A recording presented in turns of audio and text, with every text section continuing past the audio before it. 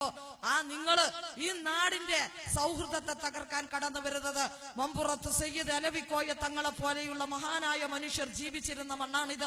അദ്ദേഹത്തിന്റെ പള്ളിയുടെ ഉമ്മറത്ത് ഇന്നും നൂറുകണക്കിന് മനുഷ്യർ ജാതിയുടെയും മതത്തിന്റെയും വ്യത്യാസമില്ലാതെ സാന്ത്വനത്തിനായി മമ്പുറത്ത് പള്ളിയിലേക്ക് കടന്നു വരുമ്പോ അന്ന് ആ മമ്പുറത്ത് പള്ളിയുടെ അധിപനായിരുന്ന അലവിക്കോയ തങ്ങളുടെ വലതുഭാഗത്ത് എപ്പോഴും കൂടെയുണ്ടായിരുന്ന മനുഷ്യന്റെ പേര് കോന്ത് നായർ എന്നതായിരുന്നു. അലവിക്കോയ തങ്ങൾ മരിക്കുമ്പോ അലവിക്കോയ തങ്ങളായിട്ടാണ് മരിച്ചത്. കോന്ത് നായർ മരിച്ചപ്പോ കോന്ത് നായരായിട്ടാണ് മരിച്ചത്. കോഴിക്കോട് സാമൂതിരി രാജാവിന് ഓർമ്മയുണ്ടാകണം, ലീഗുകാരന് ചരിത്രം പരിശോധിക്കണം. ആ സാമൂതിരി രാജാവിനെ സഹായിച്ച പട്ടാളക്കാരുടെ പേര് കുഞ്ഞാലിമരക്കാരുടെ നേതൃത്വത്തിലുള്ള ഏറെ നാട്ടിലെ പടയാളികളായിരുന്നു. അങ്ങനെയുള്ള ഈ നാടിനകത്തേക്ക് നിങ്ങള് വർഗീയതയുടെ വിഷവിത്തുകളുമായി കടന്നു വരരുത് എന്നതാണ് അവസാനമായിട്ട് പറയാനുള്ളത്.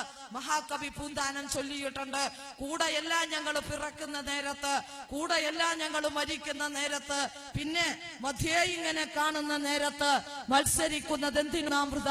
അത് തന്നെയാണ് കമ്മ്യൂണിസ്റ്റ് പാർട്ടി ചോദിക്കുന്നത്. നമ്മൾ ഒരുമിച്ചല്ല വന്നത്, ഒരുമിച്ചല്ല പോകുന്നതും. ജീവിച്ചിരിക്കുന്ന കാലയളവിൽ ഈ നാടിന്റെ സൗഹാർദ്ദത്തെ സംരക്ഷിക്കേണ്ടതുണ്ട്, മതനിരപേക്ഷതയെ സംരക്ഷിക്കേണ്ടതുണ്ട്.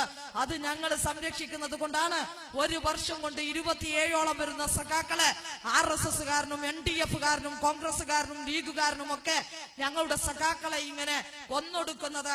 അങ്ങനെ കൊന്നൊടുക്കുമ്പോ അവരോട് ഞങ്ങൾക്ക് പറയാനുള്ളത്, പേടിപ്പിക്കരുത് ഞങ്ങളെ. കാരണം പിണറായിയിലെ പാറപ്പുറത്ത് 4 ആള് വെച്ചുണ്ടാക്കിയ പ്രസ്ഥാനം ഇന്ന് ലക്ഷക്കണക്കിന് വരുന്ന മനുഷ്യരുടെ കൈകളിൽ ഈ ചെങ്കൊടിയുണ്ടെങ്കിൽ നിങ്ങൾ ഞങ്ങളെ പേടിപ്പിക്കരുത്.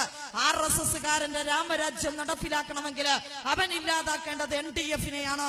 NDF-ന്റെ ഇസ്ലാമിക രാജ്യം പടുത്തുയർത്തണമെങ്കിൽ അവൻ ഇല്ലാണ്ടാക്കേണ്ടത് RSS-നെയാണ്.